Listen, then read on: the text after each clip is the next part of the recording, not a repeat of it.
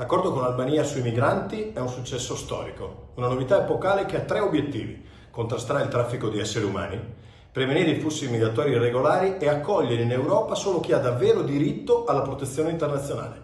Per la prima volta, infatti, un paese terzo all'Unione Europea aiuterà uno Stato europeo nella gestione dell'immigrazione illegale. Il senatore Luca De Carlo attribuisce alla credibilità internazionale della Premier Giorgia Meloni l'accordo Italia-Albania sulla gestione dei migranti, con la creazione nel paese balcanico di centri di accoglienza per uomini, donne e bambine salvati nel Mediterraneo da navi italiane. Una svolta per De Carlo, ben accolta anche dal presidente ANCI Veneto Mario Conte, che definisce positivo ogni provvedimento utile ad allentare la pressione sui territori a patto di garantire, dice, la dignità degli stranieri accolti.